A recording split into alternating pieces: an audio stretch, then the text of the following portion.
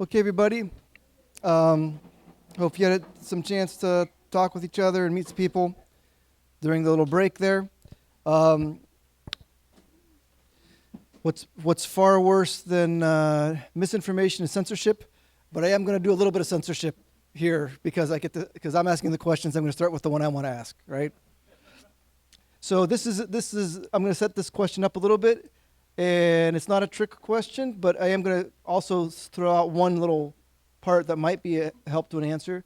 But way back when I was in college in the Stone Ages, um, I went to a private Christian college. It was a Protestant college, and I had actually I didn't know it at the time, but he was a lapsed Orthodox philosophy professor. So he was Dr. Byron Batar. He's now gone to see his maker. And he was the philosophy professor, and then we had Dr. Holland, who was he was a psychiatrist, and he was the psychology professor. And the philosophy professor it said that he had this dilemma because the psychiatry professor he asked him what's man's biggest problem, right? And the psychiatrist would say that people have low self-esteem. And then this same philosophy professor went and asked the local pastor because the school was connected to a church. And the pastor said that people don't see their sins enough. They don't realize how sinful they are. So there was this kind of tension that he couldn't resolve. And that question, I don't really feel like I've actually resolved that tension either. My one kind of suggestion is that we focus more on God esteem than self-esteem. In other words, focusing more on God than whether we have low esteem or self-esteem or that kind of thing. But that is a question that I ask myself sometimes. I don't feel like I've found the answer to that question. And I also doing some therapy I have to deal with a lot of people who are homeless and drug addicts, and there's a lot of issues, and they don't know I'm a priest. I'm not supposed to tell them I'm a priest. I have to do everything under the radar. So I'm also kind of struggling with how do I plant the seeds of authentic healing without manipulating or lying or cheating or anything like that, but also through psychological terminology that they might be willing to accept. Because I can't really talk much about spirituality. If they bring it up, I can do a little bit, but yeah. That's a long question. Sorry.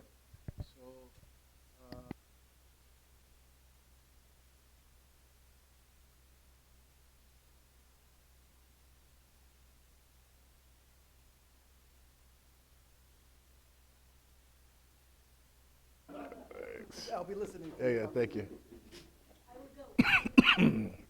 Excuse me. Okay, so there's a lot of facets to your question, and I would say that both, and forgive me, I would say the problem is that they're both wrong in their approach in answering the question. So this idea, which we're all familiar with about people have low self-esteem, that's actually incorrect. It's fundamentally incorrect. But it's incorrect because the movement in that statement, what people are intuiting is correct, but the way they articulate it is incorrect. And it's not a problem of low self-esteem, it's a problem of what we would say would be insecurity, or another word would be kind of existential anxiety. So what I mean by that is this: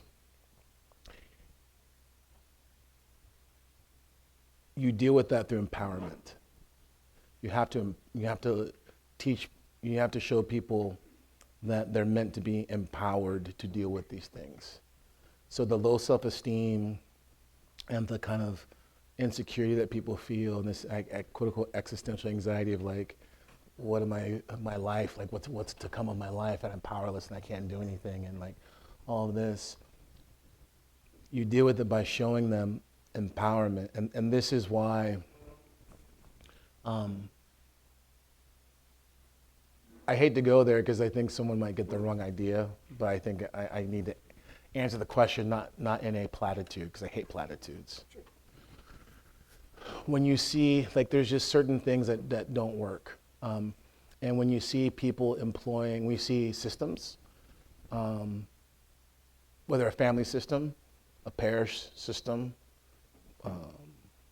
social system, facilitating this thought of kind of like victimization, right? You are a victim. What happens is it fundamentally disempowers the person. And so with that disempowerment, what you're doing is you're taking away agency, which is fundamental to a person's healthy understanding of what it means to be a human being, right? This is why certain things tend to be so dehumanizing, because when you see something that's dehumanizing, it's dehumanizing because it's fundamentally attacked the agency of the person, right? So there's that part of it. The other part of it, though, in regards to people don't see their sin enough, that's correct in one point, but it's incorrect in the sense I think, I don't know that man, but I know coming from like a Baptist background, things like that, the way that they understand it is incorrect too. Because what they're talking about is seeing how you have offended God and like how you are just, a piece of doo-doo and all these moral laws that you've broken. That's what he means by sin. So to put it in context, it was a Calvinistic kind of place. Total depravity was definitely worded, thrown around a lot. One of the reasons why we're so messed up here in America is because America's founded on puritanical morality and religion. John Calvin has more to say about how we see ourselves than people realize. And that Calvinism seeps into lots of things. And that's why some of the kind of pick yourself up by your bootstraps doesn't work either, right? Because it doesn't acknowledge certain realities. When I say empowerment, I'm not saying, oh, you go girl, you slay queen, you can do whatever you want. That's delusion, right? That's delusion. When I'm talking about empowerment, I'm talking about like Tsar Lazar. I'm talking about the Christ. I'm talking about the saints where in spite of encountering circumstances that are seemingly beyond their control, they still are empowered to allow that movement to transfigure them. So in other words, he's a saint, so I'll just call him a saint, St. Pavlo of Serbia. He said, my paraphrase is, a person can't choose their family, their ethnicity, or the generation in which they're born. They're powerless to that, but they can choose if they're going to live in a Christian manner. That's what I mean by empowerment. But you have to know what it means to live as a Christian. And so living as a Christian means being able to recognize the fundamental aspect of choice that all human beings have. When you empower people with that choice, it's like, okay, Jimmy, what's the right thing right in front of you? To make it real simple and kind of applicable. Once you learn to actually discern and make those right choices that are in front of you, now you're learning to feel empowerment. And then when someone learns to begin to get a sense for that empowerment, then the kind of insecurities and even this ignorance to their errors or where they're sick begins to disappear, because now the person's like, oh, I see that I can actually have agency. And when they get a taste of that agency, they want to be able to like make changes in their life a little bit. But the problem with that is that people overstep that and they begin to promise people the moon. You know what I mean? And I've seen that a lot with like caseworkers and stuff like that. And it's like, look, the reality is if you're helping someone coming out of like abject poverty, generational poverty, and addiction, you can tell them that they're gonna, run a Fortune 500 company or whatever, but you're probably setting them up, right? But you can't tell them, hey, I don't really know where this ends up for you in regards of what you're gonna be doing for a living, but I can tell you, you don't have to live in despair anymore. I can tell you that you can learn to actually have love in your life. Like you can do that. Like those are goals. Is that you know what I mean? So that comes from empowerment, but it's not the other empowerment, and that's tough because we need to find. I think that's language like in mental health that they'd applaud. Oh, that's great. Yeah, you're going to empower people. You do, but what you're doing behind that is you're infusing it with a patristic understanding. And so you tell Jimmy, empowerment isn't you doing what you feel like, Jimmy.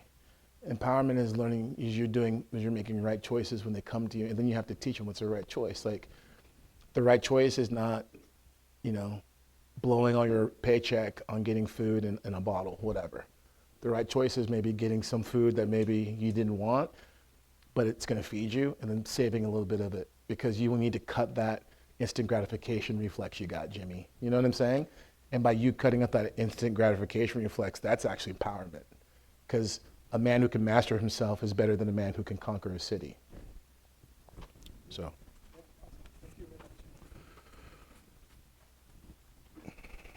Okay. All right, thank you. So, I think I just turned it on. 1 second.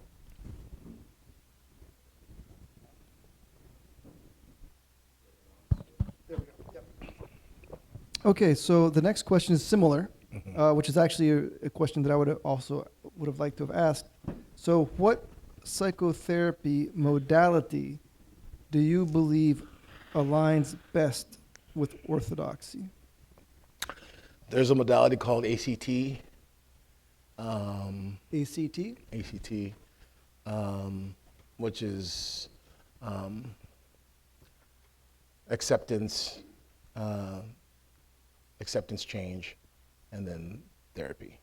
And it's basically the most orthodox modality that I'm aware of, because it aligns with this understanding of the cross.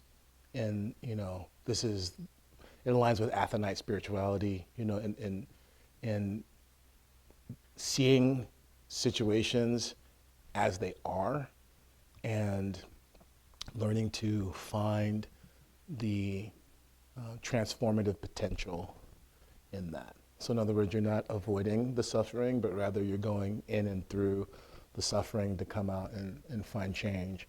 And some of it it's really compatible. There's a lot of Christian counselors who will use it too. And like, for an example, it's like if you tell someone it's better to suffer with Jesus than to not suffer without Jesus. Like, you kind of like telling people, giving this kind of idea, and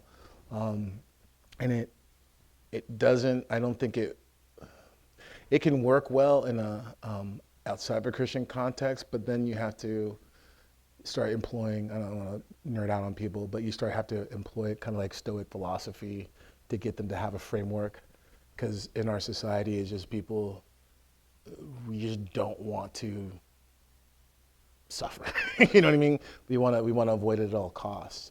But the thing is when you show people, this is how you feel, but in reality, this isn't the case, because you would say to someone like, hey, don't you want to have a great body? Sure, I want to have a great body, but how are you going to get a great body? You're not going to get a great body by, binge watching Netflix, eating ho-hos and pizza, right? You're going to get a great body through saying no to certain foods and like disciplining yourself through like exercise, right? So giving people tangible, practical examples where the willful choosing of suffering and denial of self reaps benefits, that's one of the ways that you can begin to introduce that modality to someone in a way outside of a religious context. Anyways. Okay, when I went through the questions, they're all pretty, a lot of times they fall in the same category, but they didn't really fall in the same category, so we'll just kind of go through them. Father, bless. Blessing of our Lord. Please help me define natural inclinations, choice, words, love, life. And I think it says me with anxiety, anger, etc. How do I know who me is in all the daily grind? Well, I think, first of all, through a kind of an intentional practice of it. So, for instance, people think that their conscience is naturally good, and it's not. You need to have your conscience formed. And so that means that you learn to submit yourself to good healing, proper authority. And so on the practical level, let's say, like what I've done in the past with people is I go like, okay, and hopefully this makes sense. There's a book called Way of the Ascetics by Tito Colander, right? Does anybody know that book? I've heard it. I haven't heard it. Okay. So this book is probably one of the best books ever written on quote unquote acquiring an Orthodox phronema. It's like one of the only ones I've come across in English, right, that kind of hacks into that. And it moves past all the affect of the church and gets into the movement of the heart. It's very thin. It's like this. But oftentimes what I'll tell people to do is I'll like, okay, read the book very quickly, because it's like 1-2 page chapters. Read the book very quickly, and then come back to me, tell me what you think, and then I'll tweak what they got right, what they got wrong. And then I'll say, okay, let's go through this, depending on who the person is, right? Let's do a chapter a chapter a week or a chapter a day, where like you read it in the morning, you have that core thing of it, and now the game that you're supposed to do is while you're at work, while you're at the Wiggly Piggly, whatever you're doing, you're kind of having this running in the back of your mind, right? So, I'm not going to just always grab the bag of M&Ms like I do in line. You know what I'm saying? You begin to, we talk about how this could apply in a practical sense in your life, and then with that guidance, it's like being a personal trainer. You now begin to try to apply that. And part of the problem is that people think they can do that on their own. But like, yeah, if you could, then we would all have great bodies and be athletes. Like, that's obviously not the case. Most of us, it's like I have 2 physical therapists currently. I don't even want one. But like, if I want to get back and learn to not walk like Quasimodo, then I need to go to someone who's going to help me and teach me some basic things. And I can be an idiot and I can be like, oh yeah, I could have just gone to YouTube, or I could have done whatever. But the reality is so to answer the question, I think that we really have to get guidance, and you have to find you have to find someone who's going to guide you in a practical way to show you how to begin to practice those things daily. The other thing I would say is you learn to play the game of the saints, which is like if you read the prologue, if you start reading the prologue daily, and then before you read the prologue, you make your cross, and then you ask the Holy Spirit to help you with fill in the blank, whatever thing they wrote there, like whatever virtue or vice that you're trying to avoid. And what you'll find is it's shocking how quickly the Holy Spirit will answer those prayers and begin to show you in the saints and their lives, this is an aspect of how to deal with it, right? This is an aspect, or the scriptures, you know what I'm saying? But I think my point is there's an intentionality that I think people sometimes don't want to have. But you can't fix these things by just, kind of like closing your eyes, and that's not faith. This is not faith, closing your eyes and like throwing something and thinking the dart's going to hit. Faith is trust, right? And that trust is something that is really nurtured and grows, through actual discipline, intentionality. I'll say this last thing, then I'll shut up. People love improvisation, or like the idea of it, So they'll look at a musician who's able to, like jazz, just doing all kinds of crazy stuff. Where it's like, oh man, that's great. How do you do that? Or someone who can dance, or even talking to someone's like, man, it's just you can just spit off the top of your head. But what they don't know is that repetition is the mother of improvisation. Improvisation is an illusion. Improvisation is the illusion of a master, and a master is someone who, out of repetition, discipline has birthed something. And so we have this misnomer, and people think that the saints are just birthed, and they're the saints just because God sprinkled saint dust on them. But the reality is that each saint had a certain crucible by which that discipline was revealed, or this is very common, their parents did. So oftentimes we'll have saints, and I would argue Randa Ephraim is a great example of them, who it was the discipline of his mother and him, seeing her having vigil, like that discipline, the fruit of that is now Johnny, who becomes a friend, becomes a saint. So there is no like, just magically, right? Samuel became a righteous judge because Hannah, her prayer to God was birthed in pain. So if you want to get better at something, then you have to be willing to practice. You want to practice, you need to have someone show you.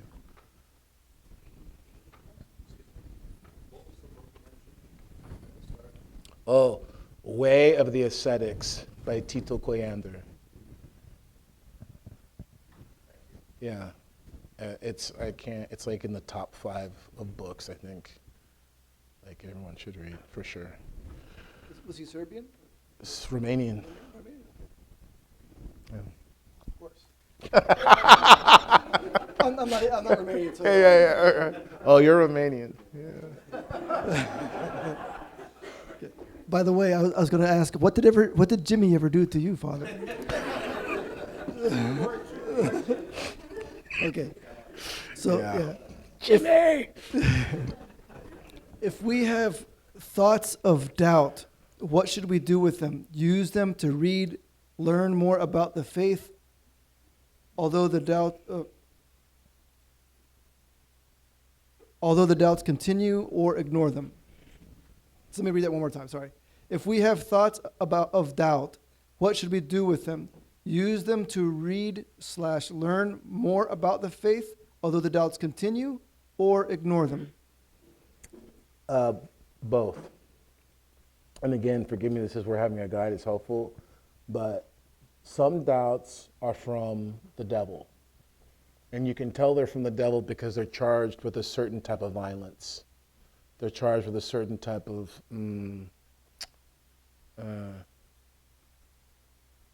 they have like a blasphemous character to them. Those are from the devil. But the doubts that you lean into, those are the ones that are like, that's why reading the Psalters, praying the Psalters is very good, because you begin to learn the language of the heart. And doubts are necessary. I'll give you 2 examples. Does everybody know about Thomas, like doubting Thomas? But like, do you know the fathers teach that like his not being there was very much like an intentional thing, right? Because it happened again also at the Dormition. He was also late to the Dormition, right? So there's doubt that God actually uses to call forth out of us, like a refining. But the way that you can tell between them is that, just really simple, it's kind of tough, because I know not every, if you're here, then you have Father John, and he's good. But, if you play with the one, like, if the one is charged with that nature, that violent nature, you need to ignore it, and you need to really, that's where you need to pray and just make your cross and pray, let God arise, and there's other really good prayers in regards of dealing that, because that's demonic. It has that blasphemous nature. But the other one, you play with it a little bit, and you begin to ask God. You begin to engage God like Job, like David, and you don't do it in an impetuous way. You do it humbly, and you do it in a way that you're asking God to really illumine, St. Gregor Palamas, enlighten my darkness. And it can actually lead you to some really, really fervent prayer, actually. And that's how you'll know. Because even though you're not getting the answer, you don't feel discouraged. It's almost like, but you'll never know unless you play with it a little bit. You have to really engage it a little bit, and God's a big boy. He's not offended by us having doubts, or questionings, right? He actually can be more offended by us not engaging that, because oftentimes that's the thing that he sent for us to kind of get outside of ourselves and grow in our faith. Because oftentimes doubts come to people who are very pious out of nowhere, and it's because God's challenging their religious reliance, because they've learned to be disciplined in their prayer rules. They've learned to be at all the services, but like, it's like I knew this guy actually, and his name was Jimmy, and he was like, yeah, it's like people. This is the one, evangelicals. Someone has the Bible, they don't need God anymore. I was like, yeah, it happens to people, right? Protestants, like they have such a mastery of the scripture, at least they think they do, they don't need God anymore because they got all the answers at their fingertips, right? So a person who has that self-reliance, it can happen to quote unquote pious Orthodox Christians. I'll try this one actually. God will allow those doubts to come so that they don't, think that self-reliance, autonomy, or even treating, God forbid, like praying the paraclesis like it's, like it's magic or something. It's like, it's always has to be charged with this like hope, if you don't help me, God, I'm lost. It's like saying, it's like you run to Joseph, he says, it's at the end of our endurance that grace comes. And so how will you know about that great grace if you never get to the end of your endurance, if you're always cozy, so.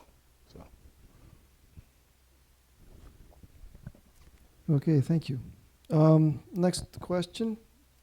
In the beginning, you mentioned that we, as Christians, need to learn how to manage / maintain relationships with people. Growing up surrounded by secular people and trying to maintain relationships with them while also trying to delve deeper in the faith has been a struggle.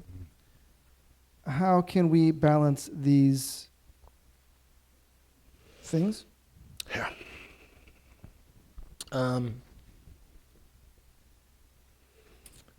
There's this wonderful, the book of Ecclesiastes, there is a season for everything.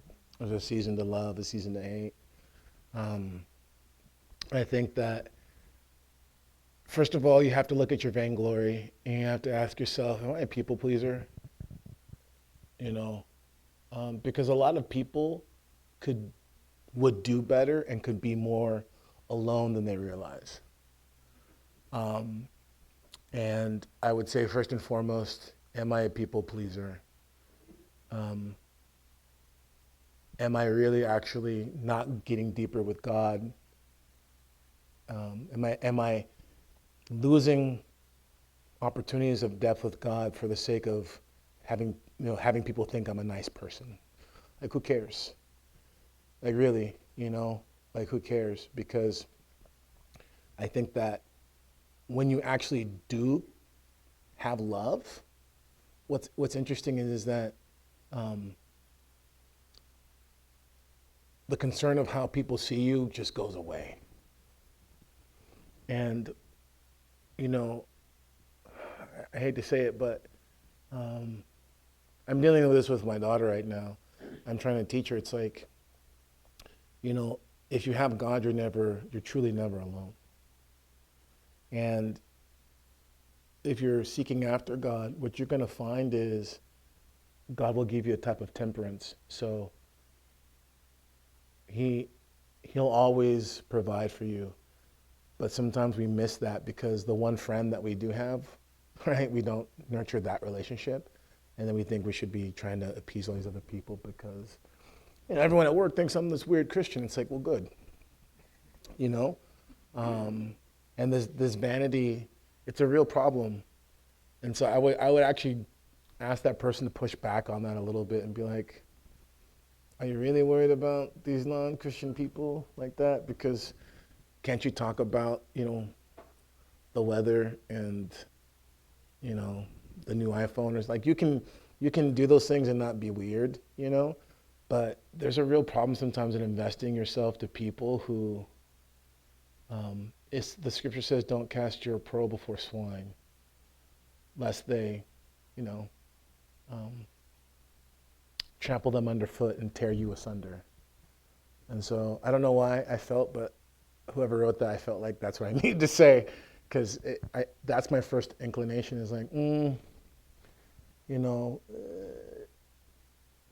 we're all exiles. This is, Saint, he's a saint too. He's just not canonized yet, but Yoranda Leonos, it's like, he's like, look, like, the first step into prayer is like, you're in exile. You have to see that you are in exile. And so it's like, I would order that and say, don't worry about the secular people over here, worry about God first. And that doesn't mean you have to be a weirdo. That doesn't mean like, people are sitting there eating tacos and you're just like, don't look at me, it's just,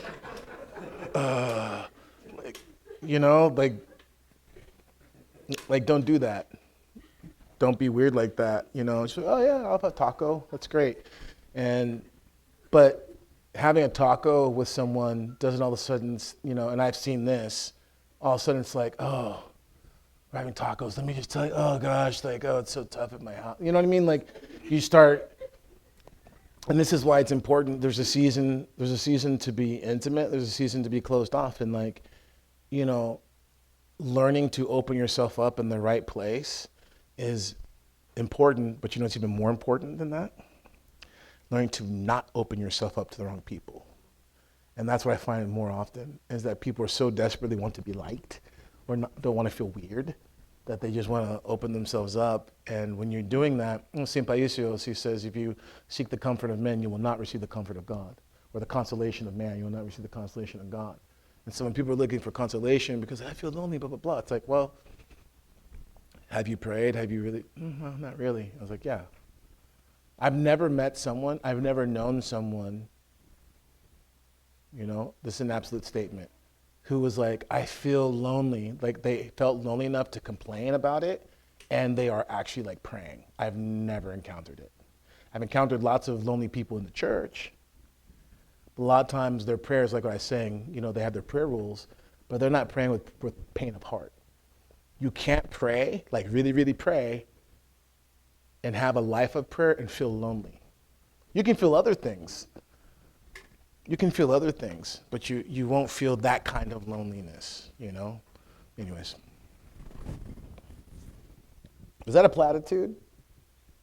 Did that feel like a platitude? It did. Okay. How's that? What was the platitude? I don't know. I'm just asking if that was a platitude. No, if it felt like I was like, I don't think so. Oh, just go pray more. That's not what I was saying. No, I was thinking when you said that. So when I first moved to Greece, I was like, I didn't know anybody. But there was moments in prayer where I felt closer to my family and friends than I would if I was sitting right there talking to them. So I mean, I can relate to that. Yeah. Okay. Next question. Steps we could work for our healing against vanity, and how could someone improve attention to things and people around them, or listening to people?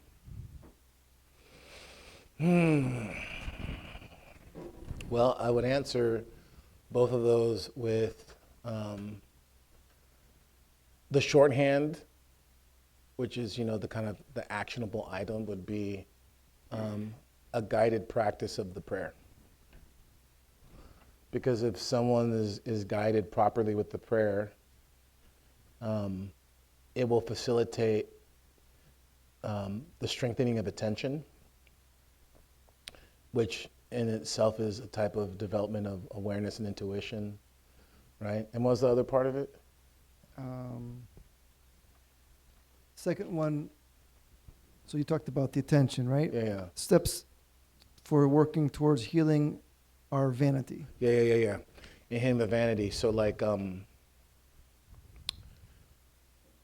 let's say whatever that situation is, that kind of explicitly outlines how that vanity is working in your life. So when you're saying the prayer, right, one of the things about the prayer is that what it does is it keeps in suspension the rational faculty, right? And so when you're saying the prayer, if you're saying the prayer correctly, you don't need to articulate the particular thing with your rational faculty, with your mind. You can sense it inwardly. And so when that thought comes up. So instead of saying like, you're praying like, oh God, that time, that embarrassing thing that you did, you can't believe it's like, like you want to, kind of express yourself. You don't have to do that. You don't have to waste your energy saying to God, right? A lot of times when people pray like that, they're actually not praying to God. They're verbal processing.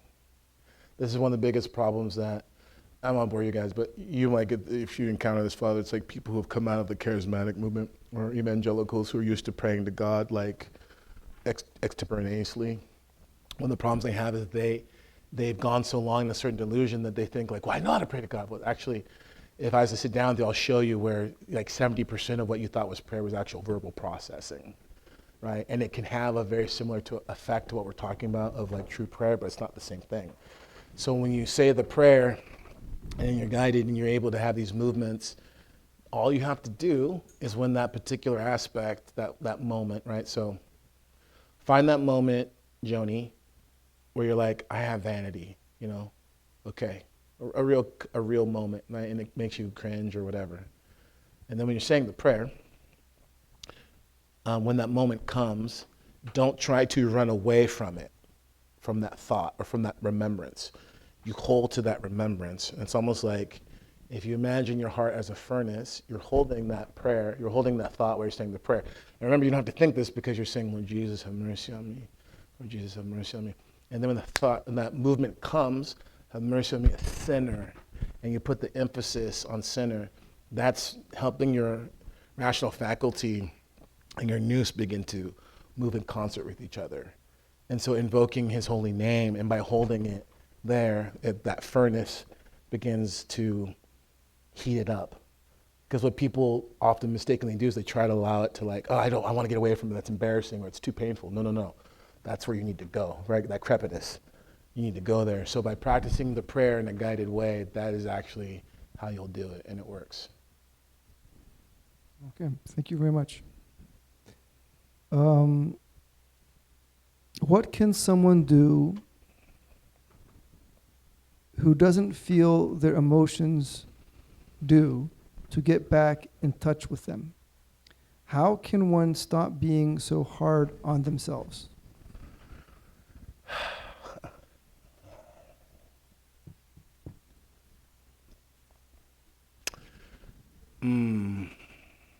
Well,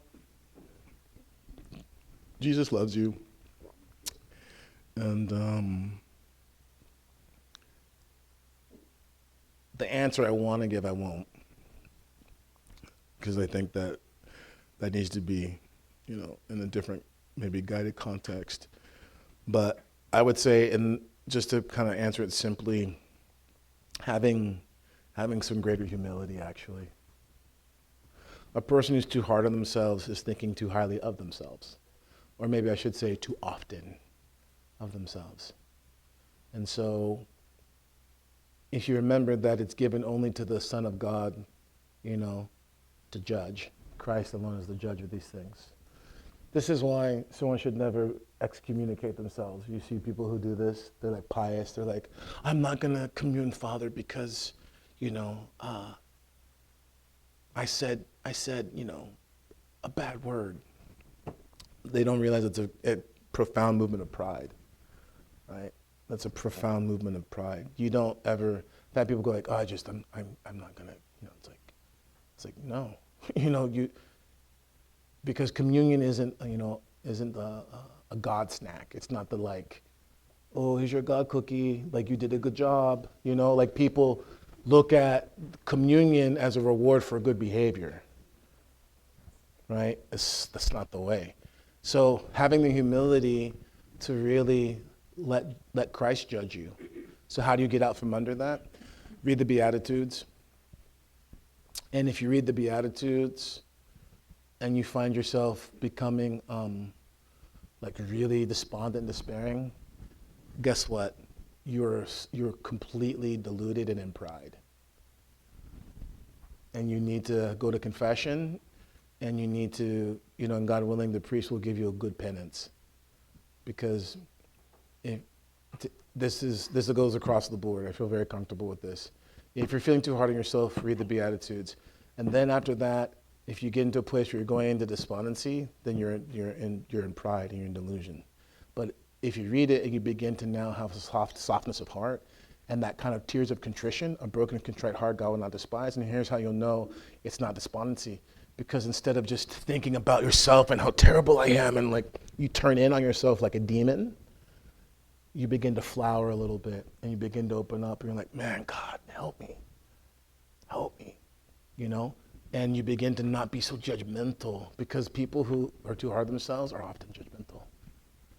And you'll find that that shift of being merciful to people, not being so quick to be irritable and annoyed, that's how you know the reading of the Beatitudes and the kind of seeing the reality of all of our sinfulness becomes like real, right? But when we're living in our head and we're just like always judging ourselves and judging others and just we're egoists, this is where these things are linked: irritability with others and quote unquote being too hard on yourself, because that emphasis on performance, that emphasis on the self, like that's the problem. St. Theophan the Recluse, I mean, he explains how another great book people should read, which is The Spiritual Life and How to Be Attuned to It. But he talks about how, you know, the darkening of, this is how the demons find you. He says when a person begins to emphasize on themselves and just become fixated on themselves, they go dark. And we know this. You can see it. A person who's, you know, in despair has fundamentally denied the hope of God, and they've put themselves, like all they see is themselves, right? But you do some almsgiving and some other things to get outside yourself, and you'll find very quickly those things can start to get better. So just to throw this out there, I just read the other day a quote from C.S. Lewis, and it was something like, I have to paraphrase, it was something like, being humble isn't thinking less of yourself, it's thinking Less of often. yourself less. Yep. Yeah. But there was one part, the first part of that question was, how do we get in touch with our own emotions? If we don't feel our own emotions, how do we get in touch with our own emotions? That's a tough one. I mean, I don't know what that person means by if I don't feel my own emotions. I'm wondering if they're thinking I'm not feeling the emotions I want to feel.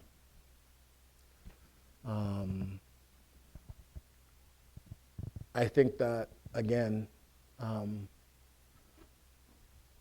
everyone must have some sort of relationship that's strained or something that, you know, causes you like, I wish this wasn't the case, right? So beginning to look at that thing, I wish this wasn't the case, in an honest light, and really, and you know, kind of learning to pray and sit there with it, right?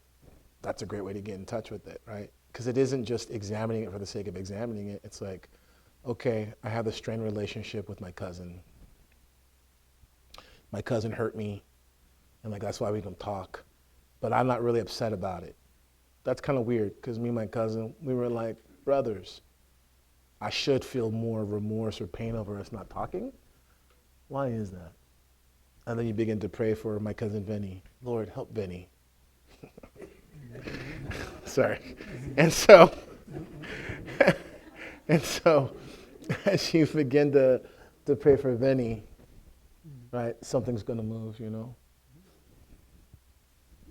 Okay, thank you. Next question is, what's the difference between secular anger management and Orthodox view of treating anger problems? Secular anger management is good insofar as it'll keep you out of jail if the court ordered it.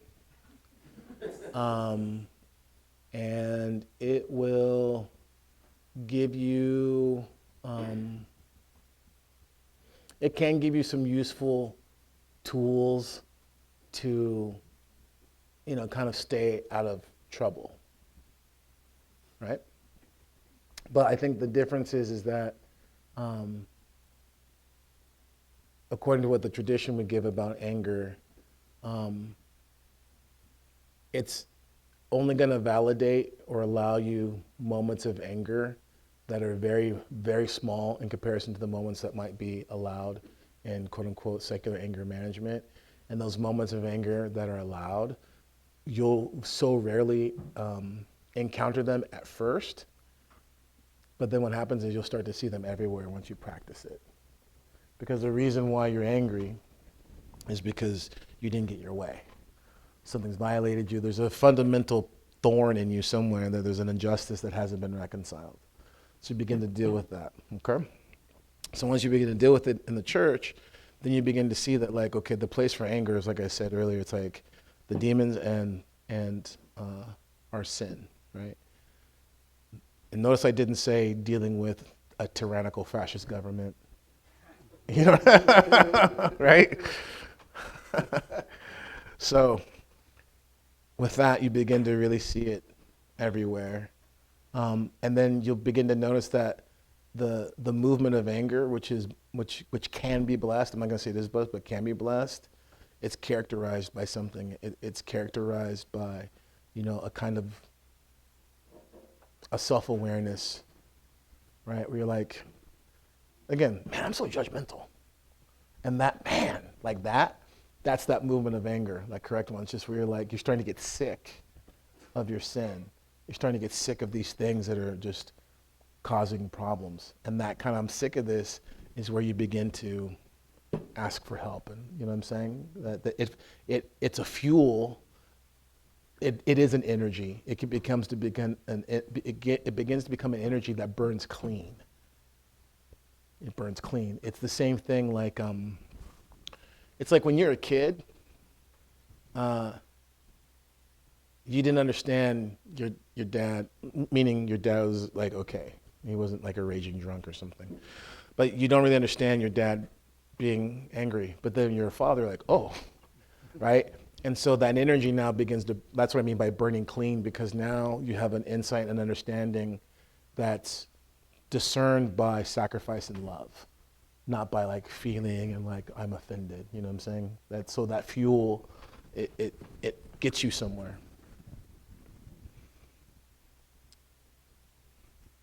Okay, so thank you.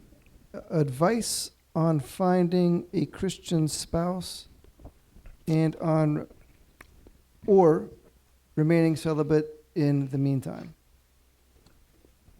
Always remain celibate in the meantime.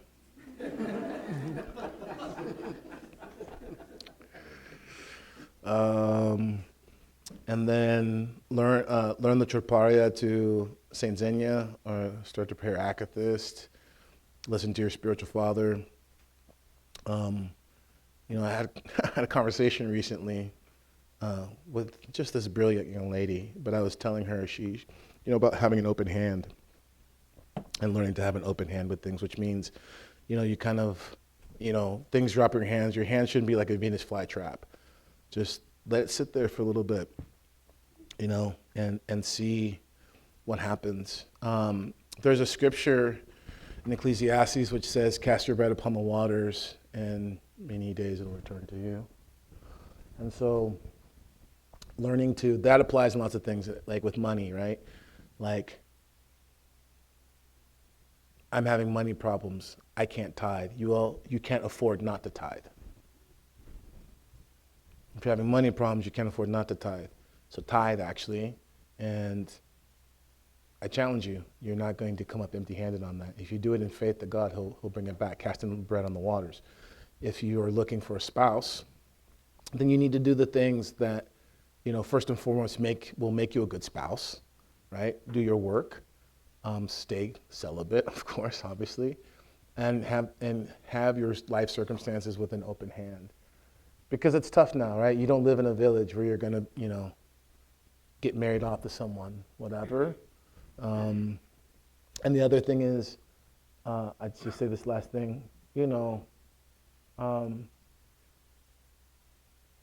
it's a good thing to want to be married, but I think that people would do well, understanding what Orthodox Christian marriage should look like. Let's not say what it, but what it should look like. Because I think once you have that mindset, it'll be a lot easier if you know what you're looking for. If you're looking for someone who's going to, that you'll be equally yoked with, that'll save you a lot of heartache. But a lot of people don't know what that means, And so they just think, of course, great, you want to marry someone who's Orthodox, of course, obviously. But at the same time, if you're really pious and you're really zealous, and then just to marry someone who's like in the church could be sometimes disastrous for you, right? So you want to find someone who, like my papadia, even though we weren't Orthodox, but one of the ways that I knew, there's two things I knew. I knew that when I was with her, I didn't have to entertain her. I didn't feel like I needed to talk, or I needed to like, okay, what do you want to do next? Like I could just sit there and just be there. And so even now still, it's like, I just sit in the same room sometimes just, So that was one thing. But the other thing was, she challenged me, and she called me to be a better man in a way that no one like really did. And she still does that, when she calls me out on my stuff without even trying to. Like, she's not shaming me. It's just something that she'll say. I'm like, and it's like, and she's always had that ability to just like really get in that space where, my mom, my dad, friends never could. Because there's always some sort of like shell or a wall there with other people. But, your wife or your husband will be like one of the most accurate tools of healing and purification that you'll ever get, because they know how to get right in between, right in the crack. And that's, so. Okay, thank you. How can we wake up each day ready to fight the good fight when sometimes it feels too hard? Sometimes it is too hard. Same videos. There's times when people would come to him and he was always ready to serve, and when he was going blind, he was sick, bless you. But there are times when he'd be like, I don't have the grace today. Sometimes you don't. And on those days, you just need to learn to be still and know that I'm God. And when you feel it, when you don't have it, you just need to like make your cross and say, God help me, and be still. Learn to just kind of like put your head down and get through the day, just barely doing what you need to do, and just there's days like that. And so you're a fool if you think that you're better than St. Porphyrios. St. Porphyrios himself is like, I can't today. I don't have the grace. Just go on autopilot, do your job. Don't get irritable, just shut up. You know what I mean? Don't overeat. You know what I mean? Don't binge stuff. That's not being still. That's a mistake people make. I don't have it today. I don't feel good. I want to feel better. I'm going to overeat. I'm going to binge. I'm going to do whatever. Don't do that. Just mourn a little bit. But man, yeah, help me out, Lord. And just be still. It'll pass. Okay. How much energy? I had coffee. I'm good. Oh, yeah, I'll do this all night. Okay. Towards what should we direct our emotions during prayer? Repentance, prayers of supplications. Is repentance / prayers of supplications always to be approached with a sense of sadness? And then the second question, how do we interpret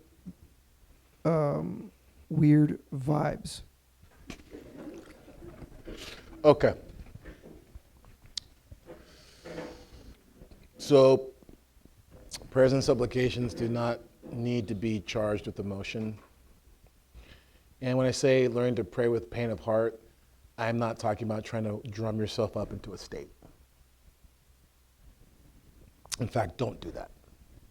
That's unsober. And so prayers and supplications are oftentimes best suited in a kind of dryness, right? Because it's an act of the will, right?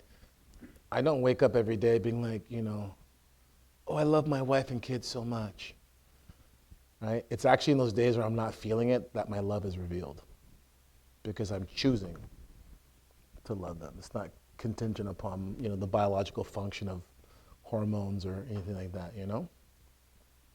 So praying shouldn't, we should never look for states, right? But understanding that, like, pain of heart is what we're looking for. So what that means is not hiding, not running, and being honest. So yeah, praying supplications and intercessions for people, anytime we do it, it's an act of faith. And then the other thing was what? How do we interpret weird vibes? Okay, yeah, so here's the thing. The intuitive faculty, like emotions, you really shouldn't trust until you can, if that makes sense. You really shouldn't trust it until you can trust it. So, not to be that guy, I'm just saying, but I trust my intuition, but my intuition is always being refined, but I'm just, I'm in a place where I can trust my intuition, right? So for me, what that looks like, part of that testing was, when I didn't listen to bad vibes, it ends up bad, right? So you start going like, okay, well, someone gives me bad vibes, I'm not going to play the fool, right? Always in a sober way, but, there's that. And I would say that the thing about vibes is that how are you responding to it? So in other words, if you get bad vibes and you have a sober response, which means like, I feel like I should be quiet, I feel like I shouldn't like linger, you should trust it. But if it's something like makes you want to do something or like impulsive, then that's the difference. What is that energy? How is it moving you? One is towards stillness and being like sober. One is towards impulsiveness, and that's how I would say you can discern vibes, bad vibes. Okay. Is it even possible to start the process of overcoming passions without first having self-awareness and humility?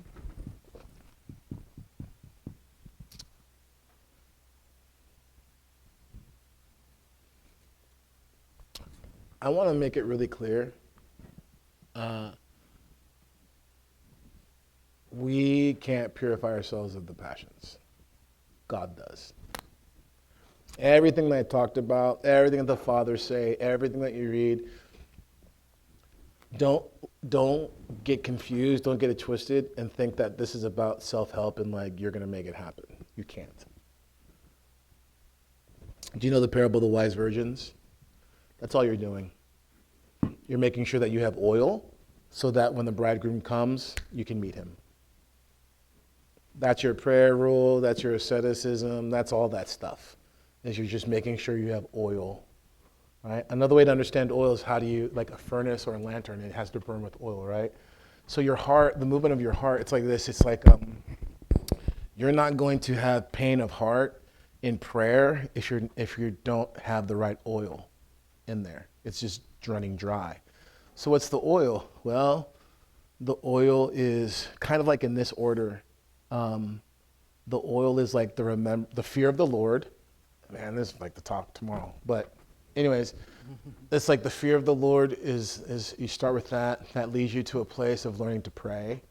And remember, very little of your prayer at home should be intercessions. I'm just telling you. Very little of your prayer. Most of your guys' prayer at home should be prayer.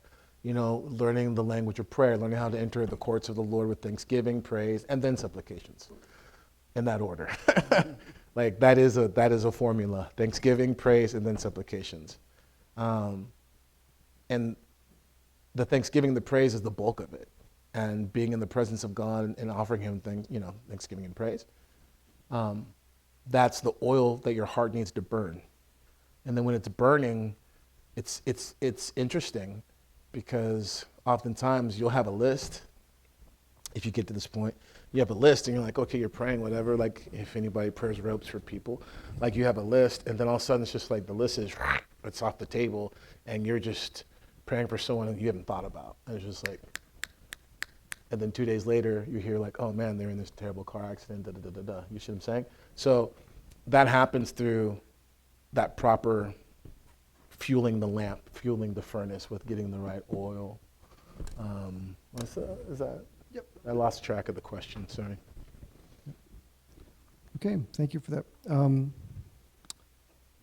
Micah Silawana talks about offering our emotions, anxiety, for example, to Christ. Can you expand upon this? What emotions do we offer versus which ones we don't, or versus not? So,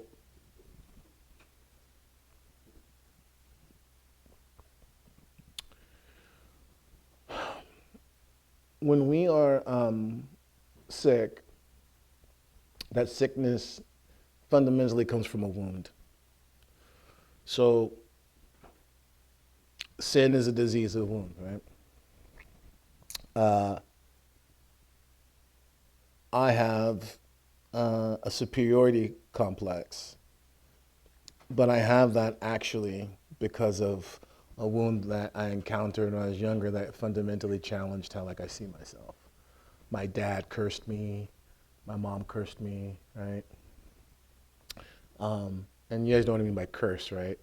I don't mean may the demons swallow you up and then the gypsies feed you to the lions. I don't mean like that. But although that can happen. I mean mom is frustrated all the time, and then every time you do, you dummy, right? You dummy, they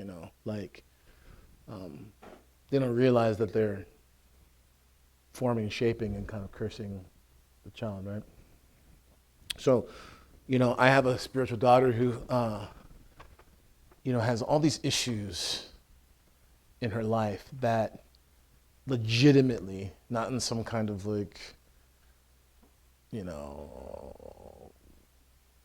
psycho babble term, legitimately a lot of them come from these issues in her youth with her mom and how her mom saw her. And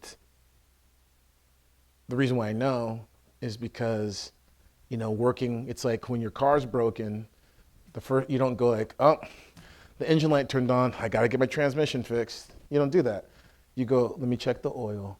Is the air filter dirty, So going through things and checking on these things, and it's okay, there's some progress, but there's still this kind of core thing. And then when you get to that thing, and then it's whoa. It's like pulling the splinter out, and then all of a sudden the skin around there starts immediately not being red anymore. That's what I mean by these wounds. And so those wounds will elicit powerful emotions, and they are not, they're characterized by they come upon you suddenly, quickly. You didn't meditate upon them. They weren't, they're not charged with interpretation. They're not charged with it's just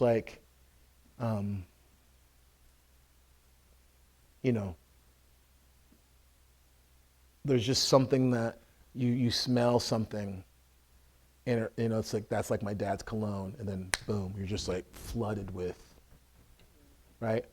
Those are the emotions that you offer to God. The other ones you offer to God in the sense of oh, this is right, God, because this is just charged with me trying to build a narrative, and this is how I'm seeing it, right? And if you're able to kind of see that, then you know that that's what you're doing. Because that's very different than what I just described, or this those are the ones you're okay, God, this wound, you need to touch the hem of his garment, and that's how you get healed. That's how you start to tell it too. Okay. What do we do with frustration when it stays internal but still lingers and festers? Frustration is generally dealt with by you generally deal with frustration because there's something that isn't going your way, right? So you need to find out what that thing is and why you think that it should be your way.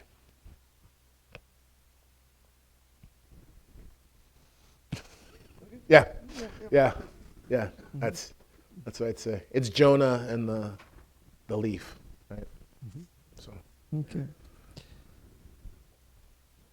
how do you allow just enough pain when raising children? Well, it's an art, right?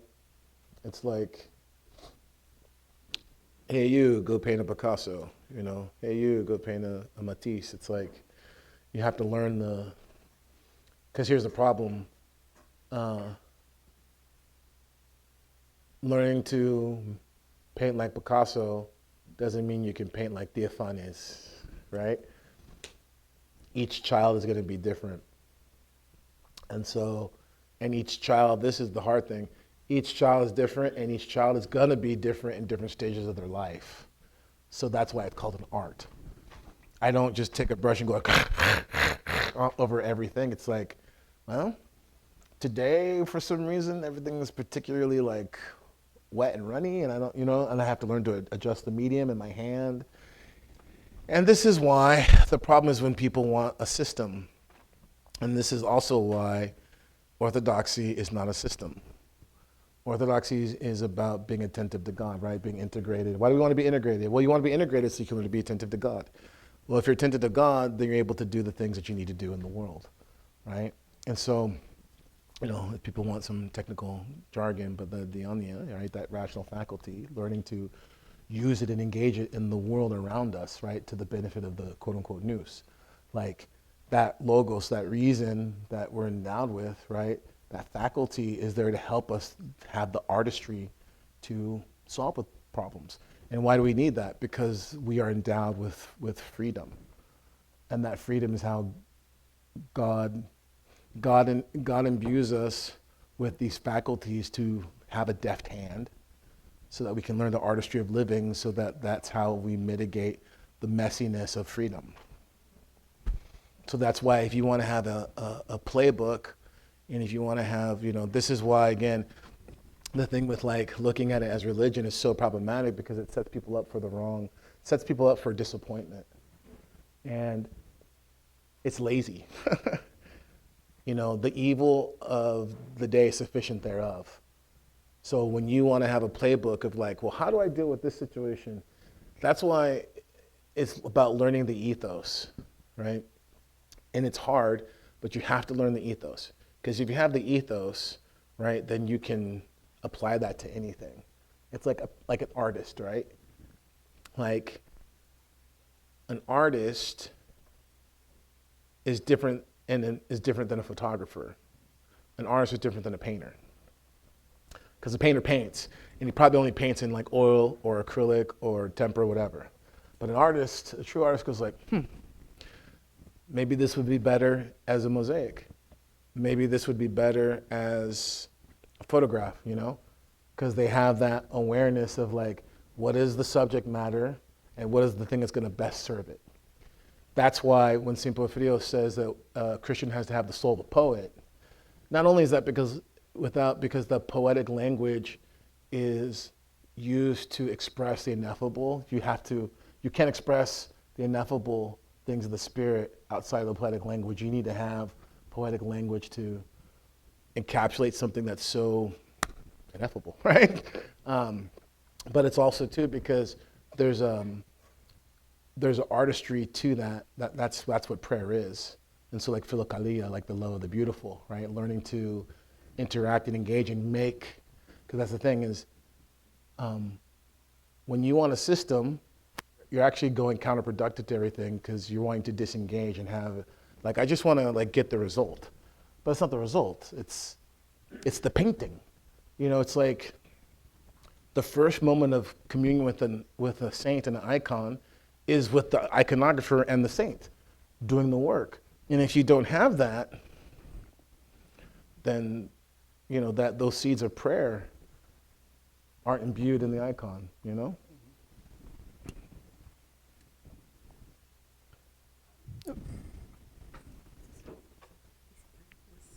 Participating to our first NFT is Uh-huh. from our novice in the monastery. Oh.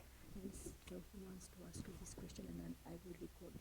I'll keep it this. Okay. Okay. So, This is a question from one of our participants who is a novice.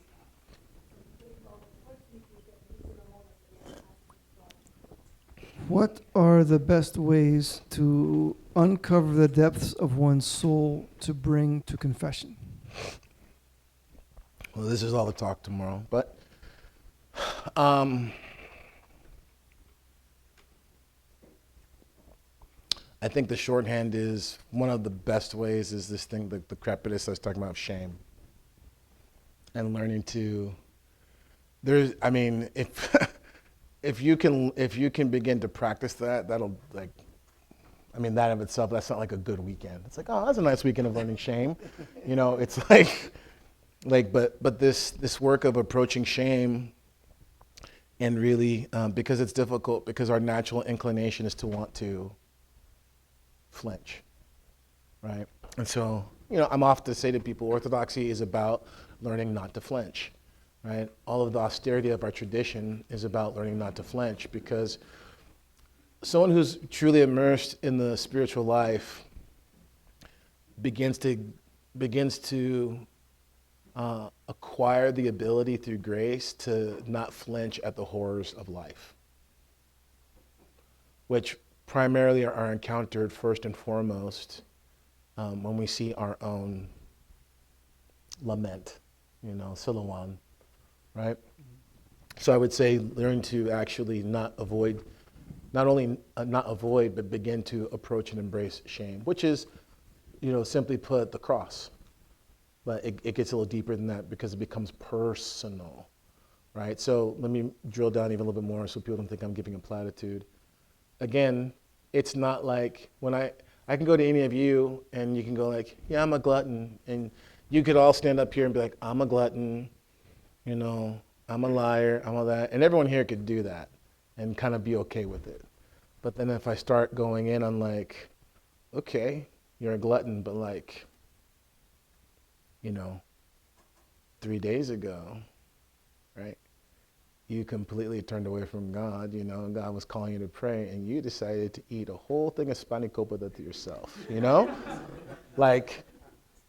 that wasn't, So that very personal nature of how the sin is impacting you, that's the way to do it. And that will happen in confession if you have a good relationship with your confessor, is that you'll begin to be kind of led into that. Okay, what you're saying reminded me of Father Zacharias Zach, who talks a lot about the shame of face. Mm-hmm. Right? Ours is the shame of face. To God is the glory, to ours is the shame of face. Mm-hmm.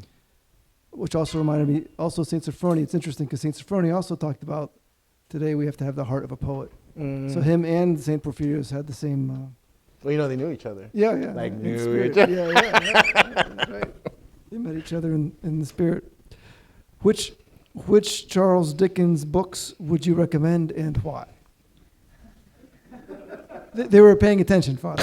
They were paying attention. Yeah.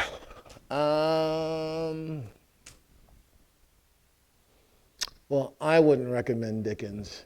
Father Saffron recommended Dickens. Forgive me, I would probably have somebody watch like Star Wars or something. And, have them watch like the prequels and then and have them stomach that, and then really I'd focus in on Anakin, and then I'd get them to really see the arc of Anakin.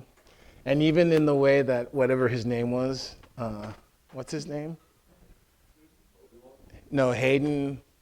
What's his name? Hayden Christenling or whatever? Yeah. Even the way that everyone hated him, but the reason why everyone hated him was why he was such a good Anakin. Because you're supposed to take Anakin as Anakin, this whiny, spoiled, entitled, just like, I just want to smack you thing. Like, you're supposed to want to hate that guy. Like, you're legitimately supposed to be like, okay, this is why you became Darth Vader, because you were this entitled, like you thought you could be the master of everything. So I would do something like that, because, I'm all but illiterate. you know. Okay, after you answer this question, we can honestly say you answered all our questions. Oh, that's great. All right. No platitudes, too, right? How does one have true peace? Yeah. That's an easy one, actually.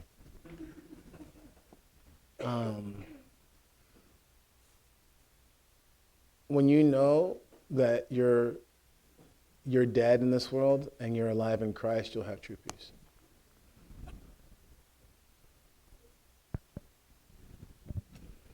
Okay. So I think everybody is welcome to stay and mill around a little bit. But since we started out with Christ is risen in Romanian and in English, I heard there are some people who know it in Russian. Mm-hmm. Is there anybody who knows it in Antiochian, in Aramaic or whatever? Arabic. Arabic, sorry. Does anybody know it in Arabic? Come. You know it in Arabic? Are you, how would you feel about doing it in front of everybody? Sure? And in Russian? Okay. She's like all right, well, we'll stall for a little bit, and then we'll do it in Greek, Arabic, and Russian when we come back. Yeah.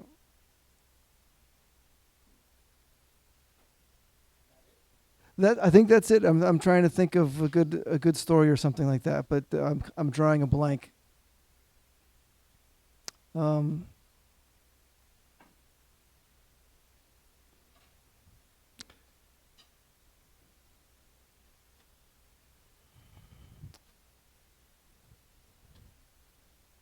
Yeah. Okay.